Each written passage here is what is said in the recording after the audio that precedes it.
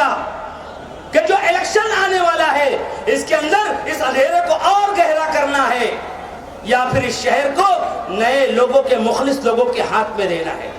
एक ऐसा इंसान जिसको कुछ लेना देना नहीं है कौम मिल्लत से, कौम मिल्लत फरोश आदमी, इसकी पुरानी आदतें हैं।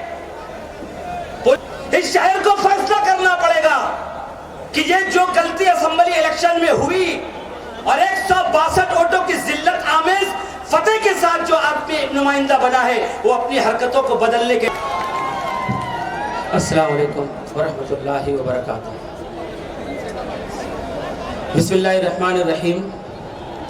नहमदुहु व नुसल्ली अला रसूलिहिल करीम, अम्मा बाद। आज के इस अज़ीमुश्शान इनक़िलाबी जलसे आम के सदर मेरे भाई नवीद खतीब साहब, हमारे हर दिल अजीज लीडर आसिफ शेख रशीद साहब, इस्लाम पार्टी के चाहने मानने वाले तमाम दोस्तों और बुजुर्गों, अभी यहाँ पर ये नौजवान मेरे छोटे भाई लोग एक स्लोगन आप लोगों के सामने उन्होंने पेश किया, तो मैं आपको बता देना चाहता हूं कि यह शहर इतनी आसानी से सच्ची बात को कबूल करने वाला नहीं है। इस शहर को आसिफ साहब के साथ क्यों चलना है, इस नारे के साथ साथ बहुत खुल के बोलना पड़ेगा कि अगर ओरल वाकयात का और ज्यादा शहर में मुशाहिदा देखना है तो मुफ्ती के साथ चलो। छोले की चटनी लफड़े में डालना है तो मुफ्ती के साथ चलो। ऑडियो वीडियो और ये तमाम गंदी हरकतों को पूरे शहर के अंदर फलता फूलता देखना चाहते हो तो मुफ्ती के साथ चलो। शहर में और 500 खुदकुशियां करवानी हो तो मुफ्ती के साथ चलो। और ज्यादा फहश काम इस शहर के अंदर हो, अगर आप ऐसा कुछ चाहते हो कि ये शहर फहश कामों में मुलव्विस होता रहे तो मुफ्ती के साथ चलो। अगर तुम इस शहर को तालीम के उजाले से निकालकर बुराई के अड्डों तक पहुंचाना चाहते हो तो मुफ्ती के साथ चलो, क्योंकि अभी मुफ्ती ने हाल में तालीम पर हमला कर दिया है। तालीम पर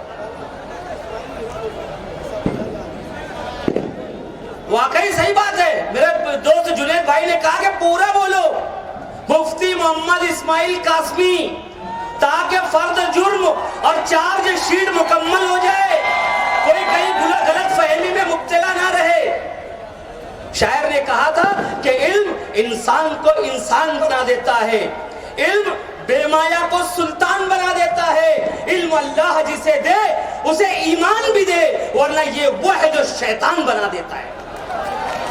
इसकी रोशन मिसाल, इनकी सच्ची मिसाल हमारे शहर का अवामी नुमाइंदा है। इसकी सच्ची मिसाल हमारा एमएलए है। उसको कुछ नहीं समझता, तालीम नहीं समझती, अच्छाई नहीं समझती, बुराई नहीं समझती। वो सिर्फ अपने हुजरे में पैसा कैसे आएगा उसको इतना ही समझता है। इमरान रशीद ने कहा कि आप मेरे हुजरे में नहीं और कहीं पर रख दो, आसमां लाए हो ले आओ जमीन पर रख दो। एक शायर जो दुनियादार कहलाता था उसने कहा कि मेरे हुजरे में मत रखो, मगर एक दीनदार कहता है कि जितना लाए हो मेरे हुजरे में लाओ और वो खूंटी में टांग दो। 10 लाख रुपया, 5 लाख रुपया मस्जिद के जामे मस्जिद के हुजरे में बैठकर रिश्वत लेने वाला नुमाइंदा, जामे मस्जिद के हुजरे की तकद्दुस को पामाल करने वाला नुमाइंदा, अपने साथियों को गलत हरकतों पर उसके बाद भी साथ में लेकर चलने वाला नुमाइंदा, तालीम गाहों पर हमला करने वाला नुमाइंदा, उसको तौफीक नहीं हुई। खुला किला झोपड़पट्टी की बात करने की तौफीक नहीं हुई, SIT जन्म दाखिले पर बात करने की तौफीक नहीं हुई। उस शख्स को और वक्फ के बारे में बात करने की तौफीक नहीं हुई, एसआईटी के बारे में बात करने की, सवाल पूछने की तौफीक नहीं हुई, उसको तौफीक हुई तो कौन सी तौफीक हुई कि मालेगांव में छोटी मछली कौन सी है, बड़ी मछली कौन सी है। पूरे शहर के ऊपर सवालिया निशान, पूरे शहर की तालीम गाहों को मशकूक बनाने वाली हरकत। आपको पता है मालेगांव शहर में 550 घरों के चूल्हे गुज़िश्ता 15 सालों से 13 सालों से बहुत कहना चाहिए कि सिसक सिसक कर जल रहे हैं। 550 टीचर हैं, फ्री में पढ़ा रहे हैं हाई स्कूलों में, उनकी तनख्वाह जारी नहीं हो रही है, 20% पर आकर रुक गई है। और पूरे शहर को वहां पर खड़े होकर असेंबली में पूरे शहर को मशकूक बनाने का काम, पूरे शहर के ऊपर लाल निशान लगवाने का काम इन 550 घरों में जो सिसक सिसक कर चूल्हा जल रहा है, उस चूल्हे को भी बंद कर देने वाला काम हमारे शहर का अवामी नुमाइंदा करने जा रहा है। उसने किया, सवाल पूछा।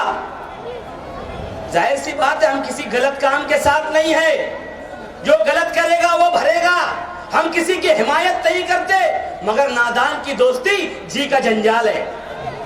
इस आदमी को नहीं समझा कि मेरे ऐसा बोलने से कितने दूरस्थ नतीजे जिसके अंदर पैदा होंगे। आज फिर एक असेंबली में एक लेटर लगाया गया। साहब आज के इनकलाब में खबर है बीजेपी के एमएलए इस मौजू को उचक चुके हैं और पूरे शहर के तालीमी इदारों का सर्वे करवाने की और इनका एसआईटी कायम करके पूरे शहर के तालीमी इदारों की तहकीक करवाने की कहना चाहिए कि नोटिस आज असेंबली में दी गई है।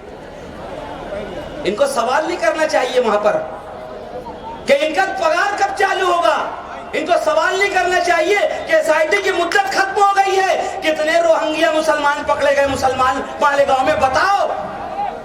इस दीनदार एमएलए को सवाल नहीं करना चाहिए कि कितने बर्मा के, कितने बांग्लादेश के लोग मालेगांव में पकड़े गए हैं, एसआईटी का टाइम पूरा हो गया है, मुझे इसके अंदर असेंबली के अंदर जवाब दो। मगर ये वो तिल है जिसके अंदर तेल नहीं है, बगैर तेल की तिल्ली है ये हमारे साथी बोल रहे हैं। अरे दोस्तों, सबसे बड़ा ओरल जो है ना वो अपना एमएलए है, ये ओरल एमएलए है, ये ओरल एमएलए है, इसके पास सिर्फ मुंह का भांडोल है, ये सिर्फ मुंह से बोलता है। ओरल एग्जाम बोलते हैं ना अलीम भाई, जबानी इम्तिहान, वो उसको समझ जाएंगे मैं क्या बोला हूं, मगर मैं लोगों को मतलब तो दूसरा बता दूं। सिर्फ जबानी जमा खर्च, सिर्फ मुंह का भांडवल। दोस्तों, जितने एमएलए इस शहर के अंदर आ हुए हैं, इकबाल भाई मैं बहुत अहम बात बता रहा हूं, सुनो। जितने एमएलए इस शहर के अंदर हुए हैं सबों ने तालीम गाहें कायम की है। खान साहब अब्दुल रहीम ने पीर मोहम्मद रहमानी और अपने दीगर साथियों के साथ बड़ी मालेगांव हाई स्कूल की बुनियाद रखी। हारून अहमद अंसारी एमएलए बने, उन्होंने जेटी की बुनियाद रखी। आयशा हकीम एमएलए बनी, उन्होंने मालेगांव हाई स्कूल को मालेगांव हाई स्कूल बनाने में प्रिंसिपल थी, उन्होंने अपना हिस्सा लगाया। नियाल साहब एमएलए बने, उन्होंने जमहूर की बुनियाद डाली मोहम्मद डांगे साहब और चिराग साहब के साथ मिलके। फार्मेसी बनाया नियाल साहब ने, एमजे हाई स्कूल बनाई। शब्बीर सेठ ने Sardar BEd college, Sardar primary school बनाई, सना हाई स्कूल बनाई। शेख रशीद साहब ने MJ high school, Abdul Kadir school और उसके साथ साथ खातून माइनॉरिटी जो इदारा है खातून हाई स्कूल, उसको खातून कैंपस के बनाने में नियाल साहब ने रशीद साहब ने अहम हिस्सा अदा किया। आसिफ साहब एमएलए बने, उन्होंने तमाम रिकॉर्ड तोड़ दिए। वो इस प्राइमरी तालीम हाई स्कूल से आगे का काम आसिफ साहब ने किया और बच्चों को एमबीबीएस के अंदर जाने के लिए फलाह उम्मत ट्रस्ट को बेहतरीन कैंपस बना कर दिया और वहां से आज बच्चे एमबीबीएस, बीडीएस और बीयूएमएस पे जा रहे हैं। उर्दू घर बनाया, वहां पर आज यूपीएससी की स्टडी कर रहे हैं बच्चे बैठकर। कंप्यूटर दिया, किताब दिया, उर्दू घर जैसा तोहफा दिया आसिफ साहब ने। मुफ्ती साहब ने क्या दिया? मैं आपसे पूछ रहा हूं, मुफ्ती साहब ने क्या दिया? आसिफ साहब ने फ्लाईओवर ब्रिज दिया इस शहर को, 10 स्टडी सेंटर दिए। आज करोड़ों की लागत से साहब बनवा रहे हैं, मुफ्ती साहब ने एक आंगनवाड़ी भी नहीं बनवाई है। वो शेखुल हदीस है, 30 साल से उन्होंने अलीफ बा ता का एक मकतब भी कायम नहीं किया है। सिर्फ उनका क्या मामला है, दाल अब्दुल्ला गुड़ थैले में, नौरी मरे के नौरा, अपने को दस्तरा से काम, और जो काम हो रहा है उसके अंदर पत्थर मारो, मेरा क्या, मेरा हिस्सा कैसे रहेगा। सवाल किया असेंबली में, ये मैच फिक्सिंग था दोस्तों, मैच फिक्सिंग था वजीर की और हमारे शहर के नुमाइंदे का मैच फिक्सिंग का मुकाबला था असेंबली में कि एक एमएलए तालीम गांव पर सवाल उठाता है और वजीर उसका जवाब देता है। ये दोनों तालीम गांव से तोड़ी करने की कोशिशों में इन्हें सवाल लगाया है। एमएलए की गैर जिम्मेदार हरकतें इस बात को जाहिर कर रही हैं कि लम्हों ने खता की थी, सदियों ने सजा पाई, ये शहर अपने सजा के दौर से गुजर रहा है, ये शहर अपने सजा के दौर से गुजर रहा है। इस शहर को एक ऐसे अंधेरों के पुजारी ने घेर लिया है जो इल्म की रोशनी को भी बुझा देना चाहता है। एक ऐसा इंसान जिसको कुछ लेना देना नहीं है कौम मिल्लत से, कौम मिल्लत फरोश आदमी, इसकी पुरानी आदतें हैं पुलिस की, इंतजामिया की और ऊपर के लोगों की चापलूसी करना और शहर की कमजोर रखो उनके सामने करना ताकि उस नस को दबाते रहे। ये चीजें पूरे शहर के लोगों के लिए लम्हे फिक्रियां हैं। पूरे शहर के लोगों को सोचना पड़ेगा कि जो इलेक्शन आने वाला है इसके अंदर इस अंधेरे को और गहरा करना है या फिर इस शहर को नए लोगों के, मुखलिस लोगों के हाथ में देना है। इस शहर को फैसला करना पड़ेगा कि ये जो गलती असेंबली इलेक्शन में हुई और 162 वोटों की जिल्लत आमेज फतेह के साथ जो आदमी नुमाइंदा बना है वो अपनी हरकतों को बदलने के लिए तैयार नहीं है। उससे कौम को नुकसान है, उससे मिल्लत को नुकसान है, उससे हमारे शहर को नुकसान है, हमारी आने वाली नस्लों को नुकसान है। ये बात खुदा के लिए शहर जितनी जल्दी जान ले उतना कहना चाहिए कि फायदा हो सकता है। दोस्तों, कारपोरेशन इलेक्शन आने वाला है। मैं अपने तमाम साथियों से एक बात अर्ज करना चाहता हूं, मेरे दिल की बात है। मैं देख रहा हूं कि पूरे शहर के अंदर हमारे जो लोग हैं बहुत पुरजोश हैं कारपोरेशन इलेक्शन को लेकर। एक एक वार्ड में हमारे पास 10-10 उम्मीदवार हैं, इच्छुक उम्मीदवार हैं, मगर उसके साथ साथ मुझे खौफ है कि अगर किसी को टिकट नहीं मिला तो खुदा न खास्ता वो नाराजगी का इजहार न कर दे। अगर आपको इस शहर के अंदर आसिफ साहब को कारपोरेशन में इज्जत से नवाजना है, अगर हमें कारपोरेशन में इस्लाम पार्टी का झंडा लहराना है, तो जितने इच्छुक उम्मीदवार हैं, चाहे आप में मौजूद हो या मैं क्यों ना हो, हमें कहीं ना कहीं इस बात पर आमादा होना पड़ेगा कि आसिफ साहब जिसको टिकट दे देंगे हम उसको चुन के लाने के लिए तन मन धन एक कर। आसिफ साहब की जबान से निकला हुआ लफ्ज आखिरी फैसला रहेगा हमारे लिए और हम अपनी इस्लाम पार्टी से कोई गद्दारी नहीं करेंगे, कोई नाराजगी का इजहार नहीं करेंगे।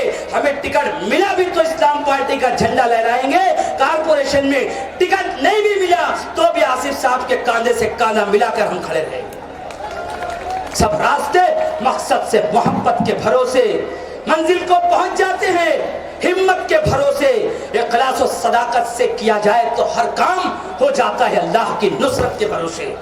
मेरा लीडर आसिफ शेख रशीद है, उसके साथ अल्लाह की नुसरत, अल्लाह की मदद शामिल है, आप तमाम लोगों का हौसला शामिल है। उस पर मैं आप लोगों को शुक्रगुजार हूँ और आने वाले कारपोरेशन इलेक्शन में इस्लाम पार्टी का झंडा कारपोरेशन में लहराना है और आसिफ साहब को इज्जत से इंशाअल्लाह नवाजना है। इसके लिए मैं आप तमाम लोगों से अपील के साथ अपने 2 लफ्ज़ खत्म करता हूँ। खुदा हाफिज, अस्सलाम वालेकुम।